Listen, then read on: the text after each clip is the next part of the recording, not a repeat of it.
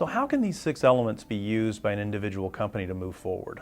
Actually pretty easy. So let's imagine that you're a Nikon camera, and right now you're sitting in a meeting trying to think about your next.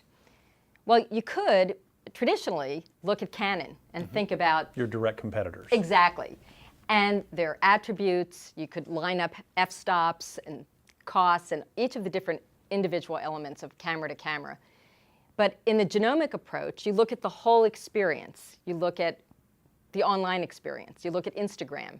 You look at Vine. You look at ways that people are using snippets of video and communicating with video, communicating with still pictures, connecting.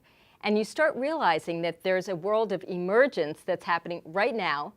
And those are the kinds of, I call them genomic conversations, the different elements that you bring in to your strategy sessions so that you're not just looking at the competition that's in your direct line of sight. Yeah, what's interesting about what you just mentioned is it's really redefining what a picture is. If you think about it, when you and I grew up, a picture was a little square thing that we held in our hands. And the big innovation was when a Polaroid camera came along and all of a sudden one could be produced instantly. But what I'm hearing you describe is really thinking about what is a picture today. It may not ever exist in a physical form. It may just exist online.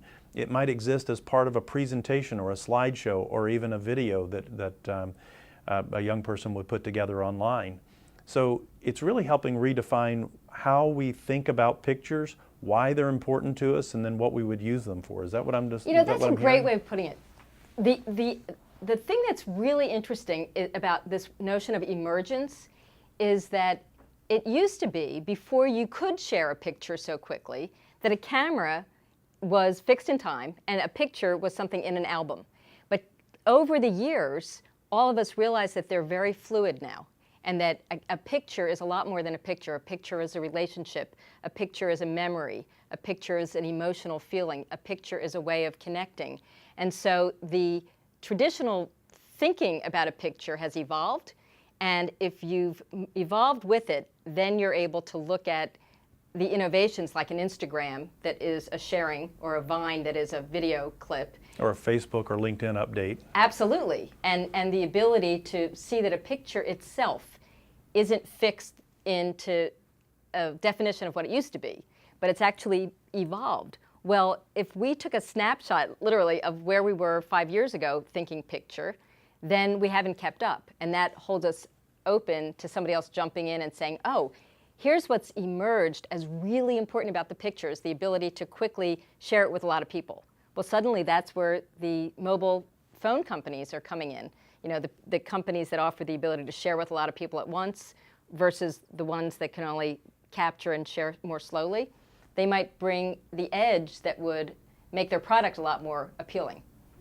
So for Nikon, this would be an example of a genomic conversation, talking about what do people do with pictures and why is that important to them. It really reminds me a lot of the Simon Sinek piece about getting to your why, and it sounds like that's a key element in a genomic conversation. The why is critical. That it's really true. And here's what's interesting. We tend to, when we think of our businesses in terms of spreadsheets and fixed values, we don't see that something has already begun to morph. And that's the other piece of this, is that sometimes we have to look around and see what's already changed, not what might change. So when I was studying business originally, I mean, we were trying to do these perfect forecast models, and we would try really hard to get the perfect prediction of the future. And now we don't have to, because it's happening so quickly that the future basically is right now. And we just have to look, instead of looking with a sort of telescope to guess the future, we can look with a periscope and see right now what's happening all around us so that we can evolve and adapt. And once again, if I were Nikon, start with the 6 elements and figure out what are the combination of the processes of the pictures being shared, the relationships, the people. What kind of talent do we need? Do we need some 7-year-olds in our boardroom helping to expose us to what they're doing with pictures these days?